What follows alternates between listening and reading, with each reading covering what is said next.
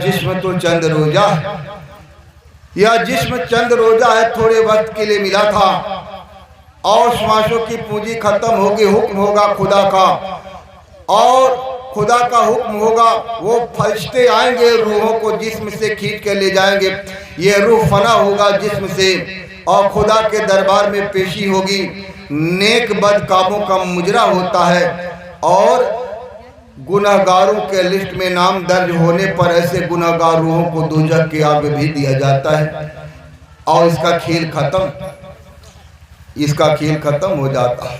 प्रेमी भाई बहनों, ये इस मानवता जो हमें आपको मिला है, ये किला को फतह करने के लिए और यहाँ से जाने के लिए रास्ता यहीं से गया है। यहीं से कर नैनो दीदार महल में प्यारा है। इसी मनुष्य मंदिर में रविदास साहब कहते हैं कि जब देखो तब चामो चाम और चाम मंदिर में खेले रहा। जब रविदास साहब आए थे, छुआछूत का बड़ा जमाना था। छुआछूत बहुत जोरों से चलती थी, लेकिन वो महापुरुष जब धरती पर उतरता है तो होश में उतरता है। यहाँ आने के बाद महापुरुष, वो संत यानी सतगुरु आने के बाद नहीं, वो आते ही हैं, वहाँ से पके पकाए आते हैं, होश में आते हैं। जब रविदास साहब को खेल करना हुआ तो चले आए और वहाँ पर जब आए, बच्चों के साथ खेल रहे थे प्रेमियों, तो उसमें ब्राह्मण का बच्चा, ठाकुर का बच्चा, यानी कि जिनको ब्राह्मण शूद्र जो भी कहते हैं, छोटे बड़े सबके साथ बच्चों में कोई भेदभाव होता नहीं। लेकिन रविदास साहब कुछ करतूत करते थे।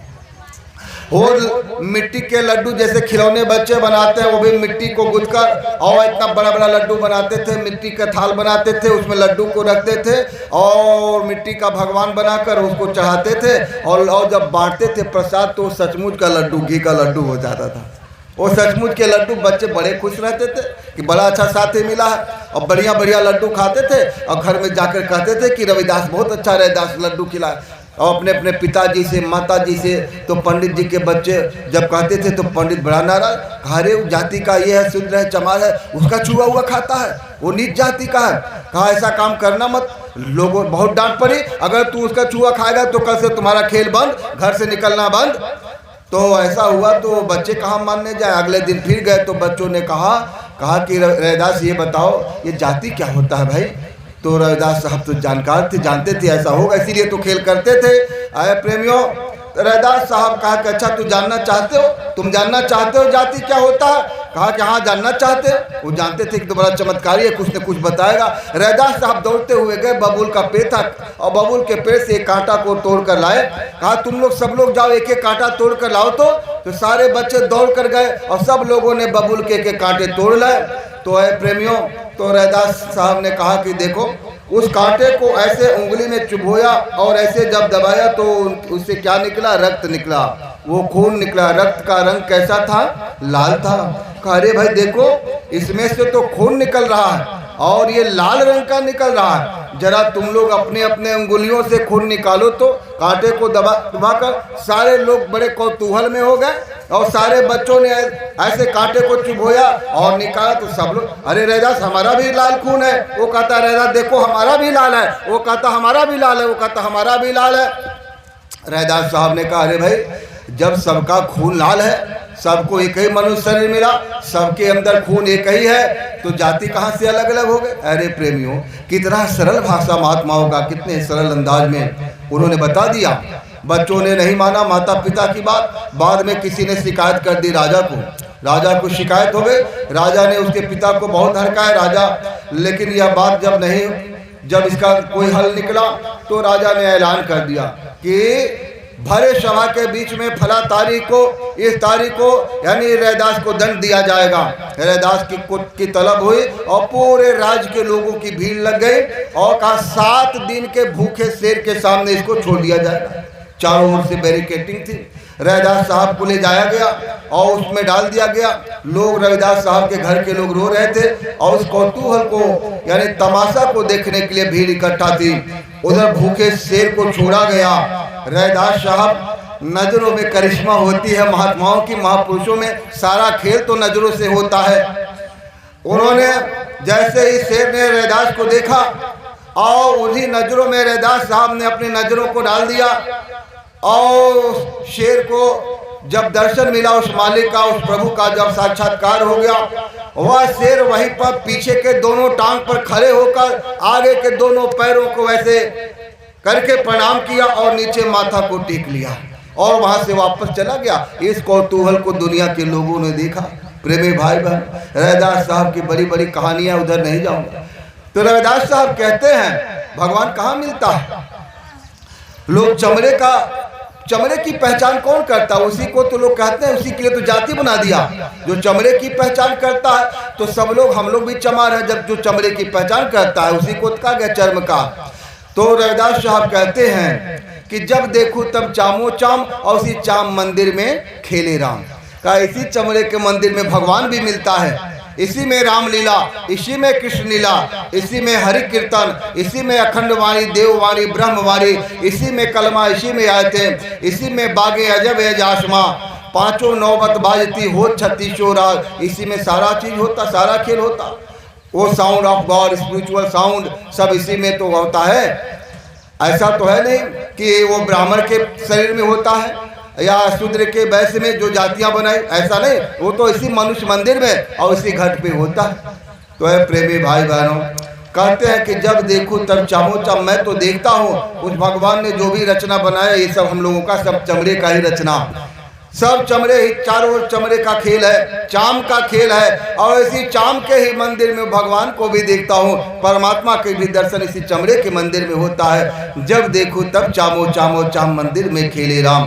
का चाम का ऊँट, चाम का नगाड़ा और चामो चाम बजावन हारा। उसमें राजादारी प्रथा थी, जब मुनादी पिटी जाती थी। आज तो लोग मोबाइल से व्हाट्सएप ग्रुप बना बना कर भैया लोग और पूरे देखिए चैनल लेकर पूरा बैठ गए, पूरे भारत में अभी प्रचार हो जाएगा। तो आज तो ये युग हो गया, लेकिन उस जमाने में राजा को जब खबर देना होता था प्रजा को, तो वो प्रेमियों ऊंट पर बैठकर आदमी नगाड़ा पीटता था, ऐलान करता था कि राजा ने ये हुक्म दिया है। कहते हैं कि चाम का ऊंट, चाम का नगाड़ा और चामो चाम बजावन हारा। ऊंट भी तो चमड़े का, और जो नगाड़ा बनाया गया था उसको भी चमड़े से मरा हुआ, और जो आदमी बैठा था वो भी चमड़े का ही था। और चमड़े के हाथ से चमड़े के ऊंट पर बैठकर चमड़े के नगाड़ा को डुग्गी पीटकर और ऐलान राजा की मुनादी पीटता का चाम का ऊंट, चाम का नगाड़ा और चामो चाम बजावन हारा। कहते हैं कि चाम का घोड़ा और चाम की जीन और चामो चाम करे तालीम। और बादशाह जिस घोड़े पर, उस समय तो गाड़ियां थी नहीं, उस समय तो हवाई जहाज था नहीं, तो कहा कि घोड़ा, वो बादशाह जिस घोड़े पर बैठता है वो भी चमड़े का, बादशाह भी चमड़े का, और बादशाह जो हुकूमत करता है वो भी चमड़े के जुबान से करता है। और बादशाह उस घोड़े पर जो बैठता है वो जो बिछी रहती है जीन, वो भी चमड़े की बिछी रहती है। का चाम का घोड़ा, चाम की जीन और चामो चाम करे तालीम। चाम की बछड़ा, चाम की बछड़ा, चाम की गाय, बछड़ा भी चमड़े की और गैया भी चमड़े की। चाम के बछड़ा, चाम की गाय और चामो चाम दुहावन जाए। प्रेमी भाई बहनों, वो गैया भी चमड़े का, बछड़ा भी चमड़े का, और गैया के थन, चमड़े के थन से लगकर चमड़े के मुख से वो दूध भी पी लेता है। और उधर जो दूध दूहने जाते हैं और वो भी जो है चमड़े का आदमी, चमड़े के हाथ से, चमड़े की गाय की, चमड़े के थन से वो दूध निकाल लेता है कि नहीं निकाल लेता है? निकाल लेता है ना। तो कहते हैं चाम की बछड़ा, चाम की गाय और चामो चाम दुहावन जाए।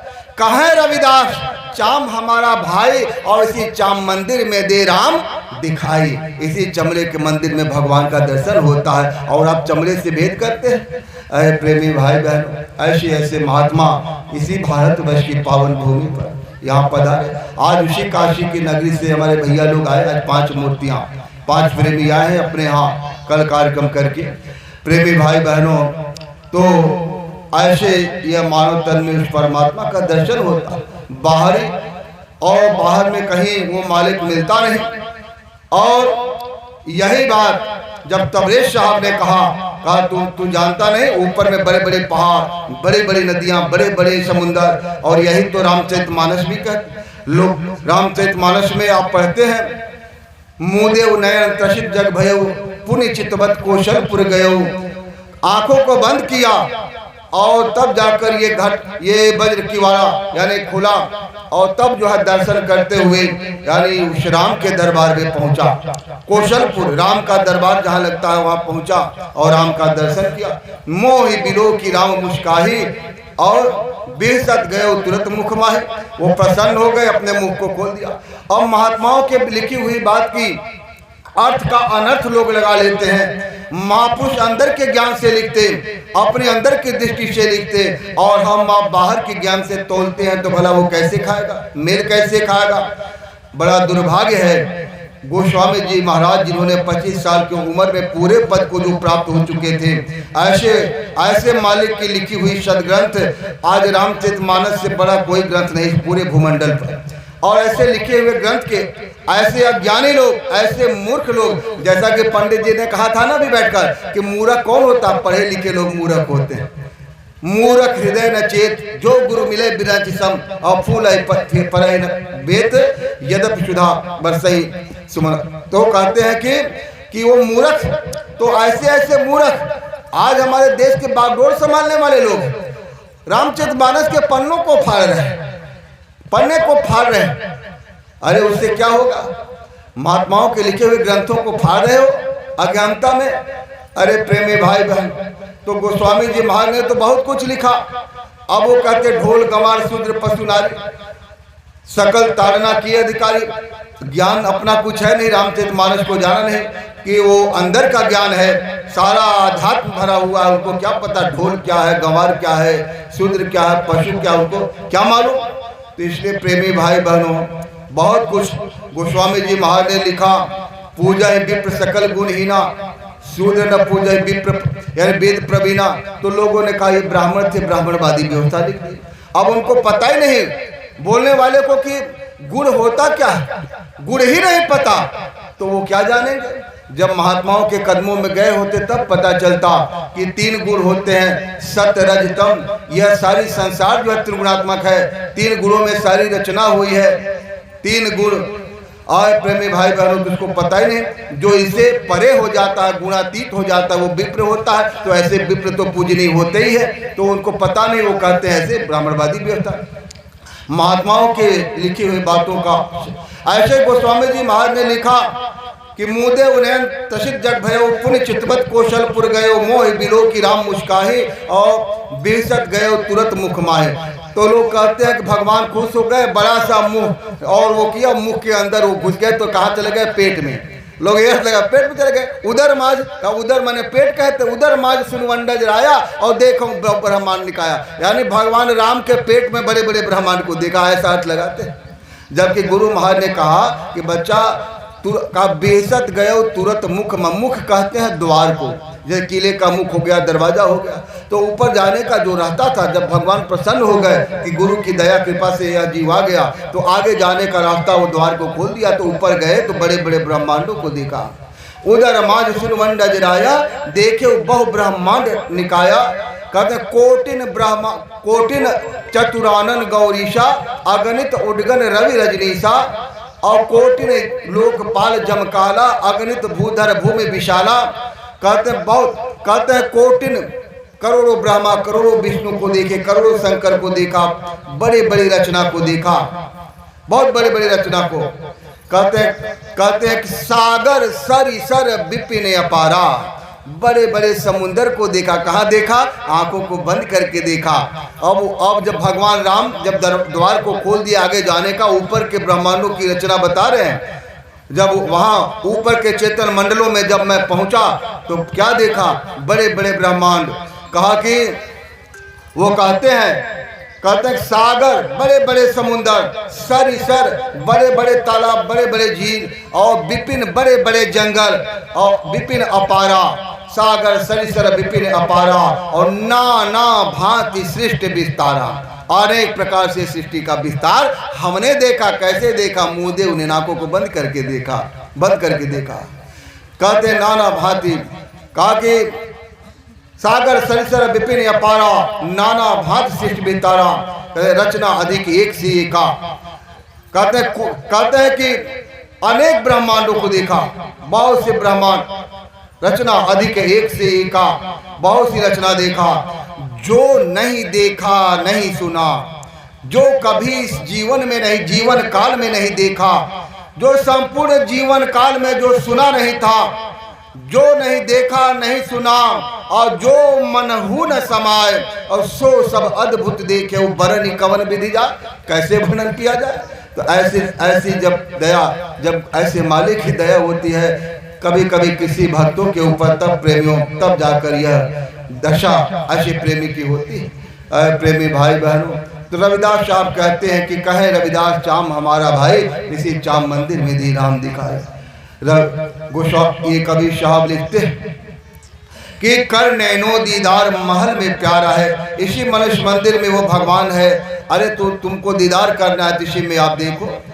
कहते हैं कि काम क्रोध मद लोभ विचारो, क्षमाशील संतोष सतधारो, हो ज्ञान घोड़े असवार भरम से न्यारा है, कर नैनो दीदार महल में प्यारा। कहते हैं कि काम क्रोध मोह लोभ अहंकार का इनको त्याग दो और गुरु के दिए हुए ज्ञान रूपी घोड़े पर सवार हो जाओ। और फिर क्या पूछना है, वो घोड़ा कोई छोटा मोटा घोड़ा है, वो ऐसा अबाध गति से ये पलकों को झपने मात्र में वो कितने योजन दूर सफर कर लेता है। कहा कि गुरु के ज्ञान दिए हुए ज्ञान रूपी घोड़े पर सवारी करो, वो ज्ञान घोड़े सवार, और भरम से न्यारा, सारा भरम दूर हो जाएगा, भरम से न्यारा है, और कर नैनो दीदार महल में प्यारा है। आंख कान मुंह बंद कराओ, अनहद झीगा शब्द सुनाओ, और दोनों तिल एक तार मिलाओ, और दोनों तिल एक तार मिलाओ, तब दिखे गुलजारा है, कर नैनो दीदार महल में प्यारा है। प्रेमी भाई बहनों, यही रास्ता तो गुरु महाराज ने बताया, यही रास्ता तो दिया कि बच्चा चादर डाल लो, आँख को बंद करो, और ये मुख बंद रखो, जिह्वा हिलेगा नहीं, और कानों में उंगलियों को डाल लो, और बाहर की आवाज़ बंद, बाहर कोई आवाज़ सुनाई नहीं दे। और तब कहते हैं बच्चा ये, यानी नेत्र खुलेगी, तब दिखे गुलजारा है, ये आँख खुलेगी, तब वो परमात्मा का साक्षात्कार होगा। और कर नैनो दीदार महल में प्यारा है। गुरु महाराज ने कहा बच्चा अंदर की आंख से परमात्मा को देखा जाता है। कहते हैं कि आंख कान मुंह बंद कराओ, अनहद झींगा शब्द सुनाओ, और दोनों तिल एक तार मिलाओ, तब दिखे गुलजारा है, कर नैनो दीदार महल में प्यारा है। कोटिन सूर उदय तह होई, जब वहाँ जीव जाता है आगे अपने देश को पहुँचता है, तमाम ब्रह्मा लोगों को, नीचे के लोगों को पार करते हुए सचखंड पहुँच जाता है अपने धाम पे। कोटिन सूर उदय ता होई, एते ही पुण्य चंद्र संजोई।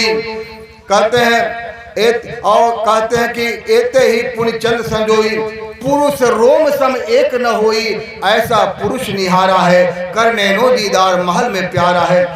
कहा कि करोड़ों सूरज, करोड़ों, 1 करोड़ नहीं, करोड़ों सूरज, करोड़ों चंद्रमा की प्रकाश उस मालिक के, उस सत्पुरुष भगवान के एक रोम की सुंदरता के बराबर नहीं आ पाती।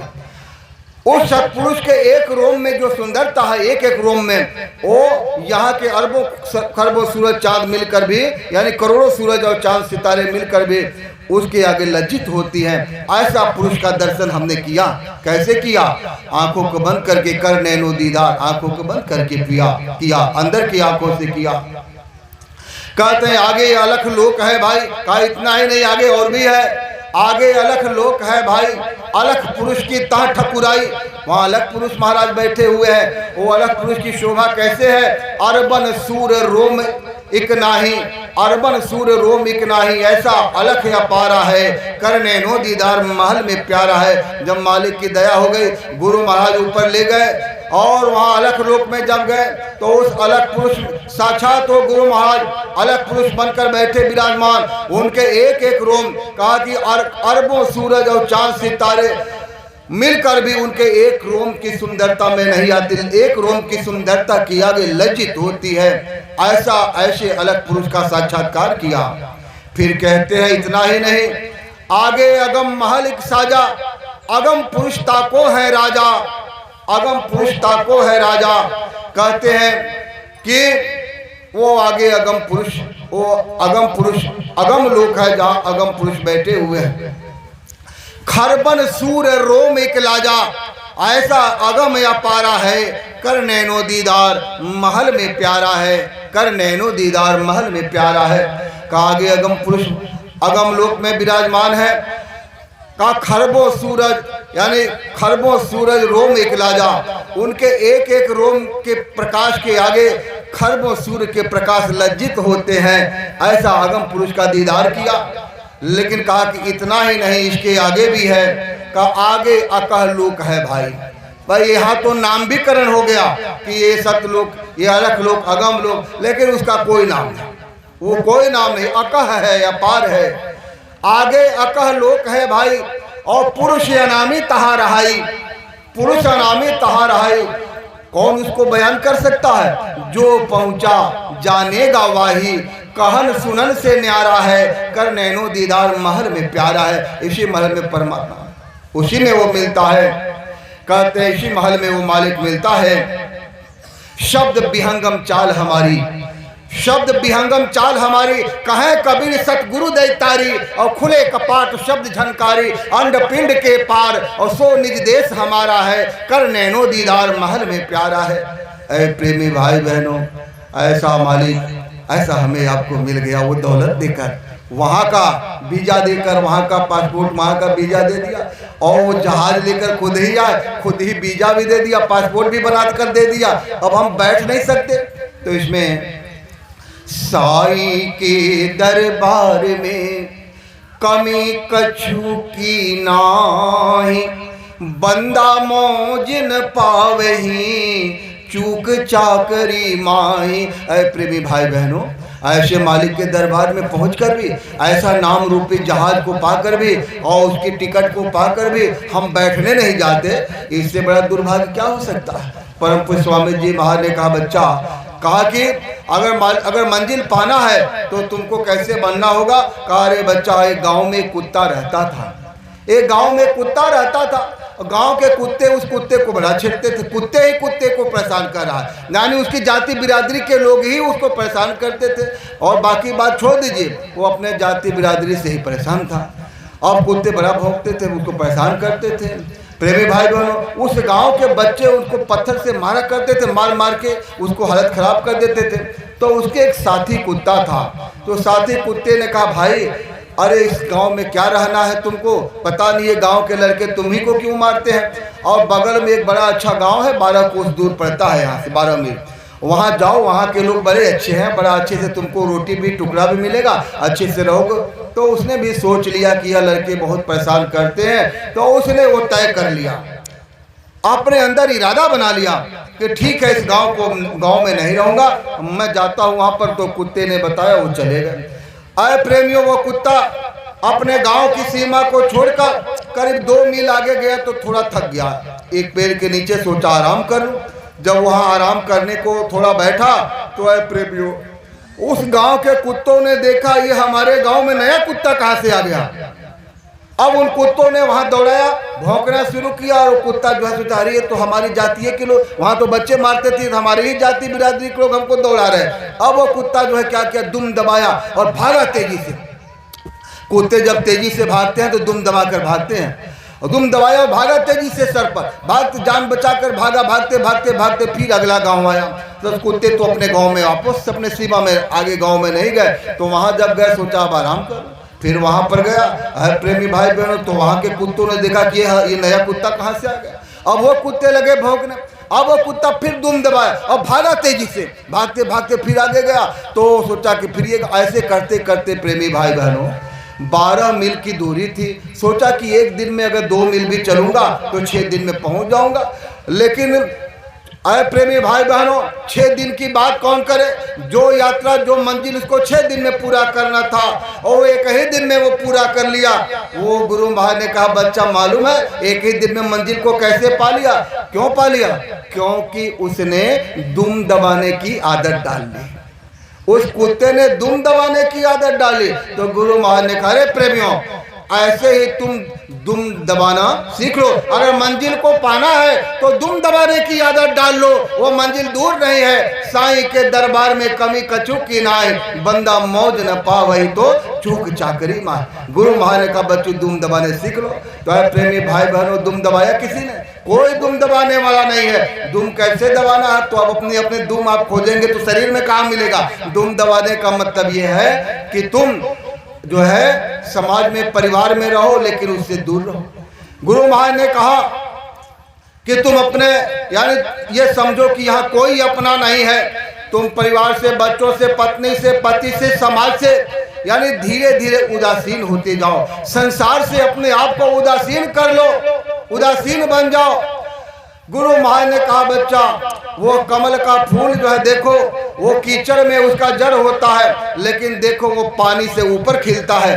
कहा कि तुम कीचड़ में रहते हुए भी कमल बन जाओ, कमल का फूल बन जाओ। कहा समाज में रहते हुए भी इनसे दूर हो जाओ, दुम दबाने की आदत सीख लो। तो है बच्चा जब दुम दबाने की आदत सीख लोगे तो है प्रेमी भाई बहन वो मंजिल दूर नहीं है। लेकिन मालिक से तो मालिक को मांगना था, लेकिन हमने आपसे मांगा क्या?